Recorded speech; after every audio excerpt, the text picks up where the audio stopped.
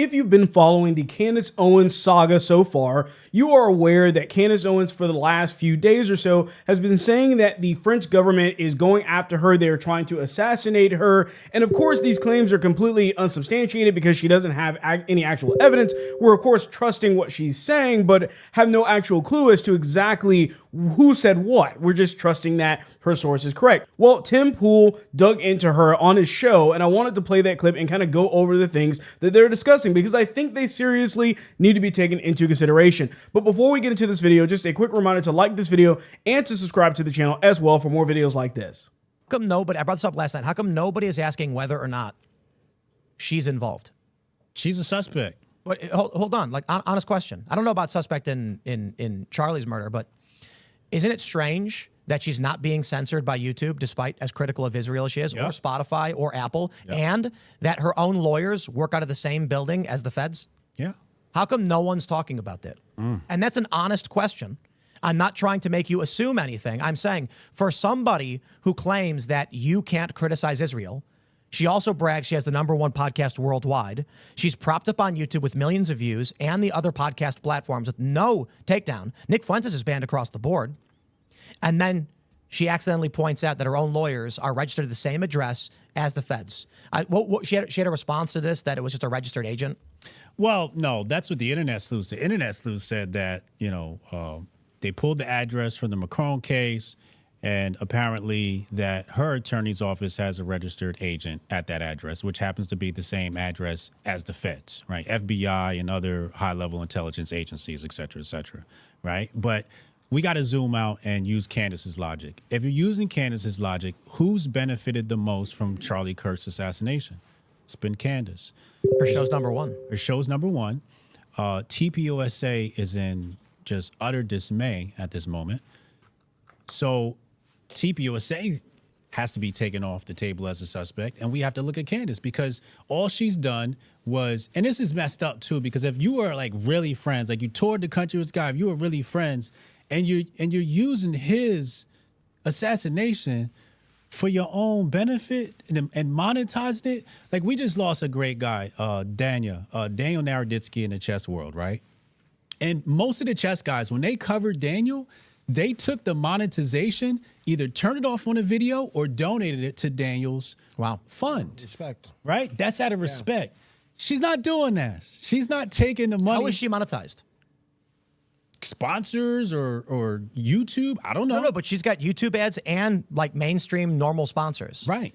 I gotta say, dude, I remember to share that. You shouldn't got to do anything. I'm not going to make that argument. I'm just wondering why it is that Nick Fuentes got deleted from Spotify and she's propped up and YouTube blasts her out to everybody. It's very suspicious. So I love that they made that point in the end because that's exactly what I said on a previous video on this channel, which is the fact that she should have turned the monetization off. Nobody really looks at that. But think about it. You have all these people on Twitter that are saying, I wish I had a friend like Candace, that would look into everything and see what really happened. But the real question is, would you really have wanted a friend to have taken your death and then sat there and then monetize off of everything? She has no respect for Charlie Kirk. I couldn't imagine doing that. Could you imagine doing that? If you were covering this story and trying to get the news out about a friend you really cared about, would you sit there and put in-stream ads, put YouTube ads on, put super chats on, advertise your book club? Would you be doing all of that and then go around and call yourself a true friend? I don't think so. And if you would have done that, then I don't think you're a good person.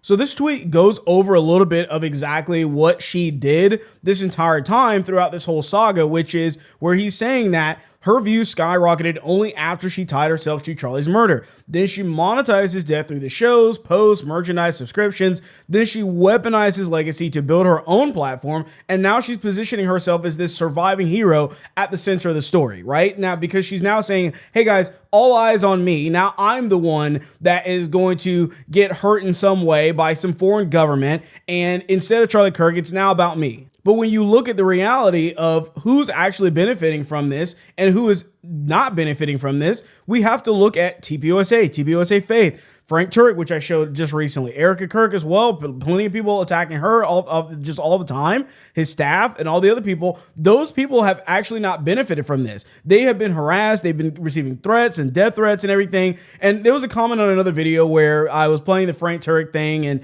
his interview with Allie Beth Stuckey, and he basically was saying, I've received death threats, and I also have people saying that I need to repent. And somebody said, well, you think that's a death threat? No, those are two different things. There's a such thing as a death threat, and there's a such thing as somebody telling you need to repent, like you've done something wrong. The point is, if we're using our actual logic there, we can realize very quickly that there are people that are out there that are saying you've done something wrong. You've sinned against God in some way based off of literally unsubstantiated claims. And then they talk about who's benefited the most. This guy's trying to offer a different opinion of this, saying, as an organization, TPUSA has raked in tens of millions of dollars.